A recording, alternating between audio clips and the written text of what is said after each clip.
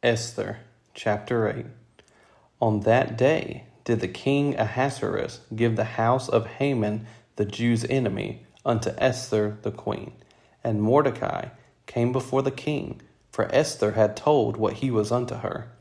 And the king took off his ring, which he had taken from Haman, and gave it unto Mordecai. And Esther set Mordecai over the house of Haman. And Esther spake yet again before the king, and fell down at his feet, and besought him with tears to put away the mischief of Haman the Agagite, and his device that he had devised against the Jews. Then the king held out the golden scepter toward Esther. So Esther arose and stood before the king, and said, If it please the king, and if I have found favor in his sight, and the thing seem right before the king, and I be pleasing in his eyes, let it be written to reverse the letters devised by Haman the son of Hammedatha the Agagite, which he wrote to destroy the Jews, which are in all the king's provinces. For how can I endure to see the evil that shall come unto my people? Or how can I endure to see the destruction of my kindred? Then the king Ahasuerus said unto Esther the queen, and to Mordecai the Jew, Behold, I have given Esther the house of Haman, and him they have hanged upon the gallows, because he laid his hand upon the Jews. Write ye also for the Jews, as it liketh you, in the king's name, and seal it with the king's ring. For the writing which is written in the king's name, and sealed with the king's ring, may no man reverse. Then were the king's scribes called, at that time in the 3rd month, that is, the month Sivan, on the 23 day thereof. And it was written according to all that Mordecai commanded unto the Jews, and to the lieutenants, and the deputies and rulers of the provinces, which are from India unto Ethiopia, and 127 provinces, unto every province according to the writing thereof, and unto every people after their language, and to the Jews according to their writing, and according to their language. And he wrote in the king Ahasuerus' name, and sealed it with the king's ring, and sent letters by posts on horseback, and riders on mules, camels, and young dromedaries, wherein the king granted the Jews which were in every city to gather themselves together, and to stand for their life, to destroy, to slay, and to cause to perish all the power of the people and province that would assault them, both little ones and women, and to take the spoil of them for a prey. Upon one day in all the provinces of King Ahasuerus, namely, upon the 13th day of the 12th month, which is the month Adar, the copy of the writing for a commandment to be given in every province was published unto all people, and that the Jews should be ready against that day to avenge themselves on their enemies. So the posts that rode upon mules and camels went out, being hastened and pressed on by the king's commandment. And the decree was given at Shushan the palace. And Mordecai went out from the presence of the king in royal apparel of blue and white, and with a great crown of gold, and with a garment of fine linen and purple. And the city of Shushan rejoiced and was glad.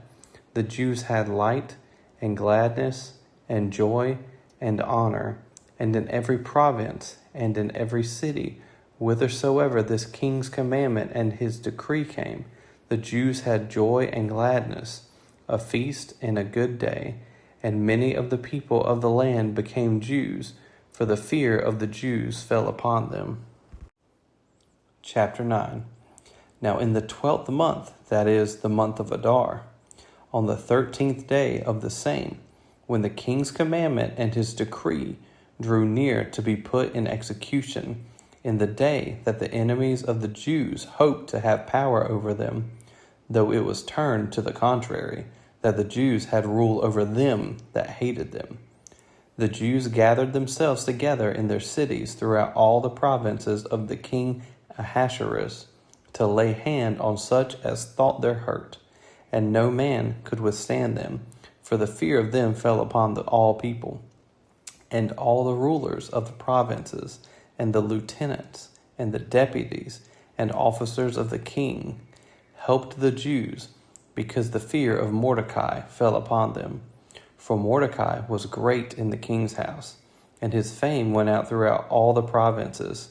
For this man Mordecai waxed greater and greater. Thus the Jews smote all their enemies with the stroke of the sword, and slaughter, and destruction, and did what they would unto those that hated them. And in Shushan the palace the Jews slew and destroyed 500 men. And Parshandatha, and Dalphon, and Aspatha, and Poratha, and Adalia, and Aridatha, and Parmashta, and Arise, and Aride, and Vajezatha, the 10 sons of Haman, the son of Hammedatha, the enemy of the Jews, slew they, but on the spoil laid they not their hand. On that day the number of those that were slain in Shushan the palace was brought before the king. And the king said unto Esther the queen, The Jews have slain and destroyed 500 men in Shushan the palace, and the 10 sons of Haman. What have they done in the rest of the king's provinces? Now what is thy petition? And it shall be granted thee. Or what is thy request further? And it shall be done. Then said Esther, If it please the king, let it be granted to the Jews which are in Shushan to do tomorrow also according unto this day's decree, and let Haman's 10 sons be hanged upon the gallows. And the king commanded it so to be done. And the decree was given at Shushan, and they hanged Haman's 10 sons. For the Jews that were in Shushan gathered themselves together on the 14th day also of the month Adar, and slew 300 men at Shushan, but on the prey they laid not their hand. But the other Jews that were in the king's provinces gathered themselves together, and stood for their lives, and had rest from their enemies, and slew of their foes 75,000. But they laid not their hands on the prey. On the 13th day of the month Adar, and on the 14th day of the same rested they, and made it a day of feasting and gladness. But the Jews that were at Shushan assembled together on the 13th day thereof, and on the 14th day thereof, and on the 15th day of the same they rested, and made it a day of feasting and gladness. Therefore the Jews of the villages that dwelt in the unwalled towns made the 14th day of the month Adar a day of gladness and feasting, and a good day, and of sending portions one to another. And Mordecai wrote these things, and sent letters unto all the Jews that were in all the provinces of the king Ahasuerus, both nigh and far, to establish this among them, that they should keep the 14th day of the month Adar, and the 15th day of the same yearly, as the days wherein the Jews rested from their enemies, and the month which was turned unto them from sorrow to joy, and from mourning into a good day, that they should make them days of feasting and joy, and of sending portions one to another, and gifts to the poor.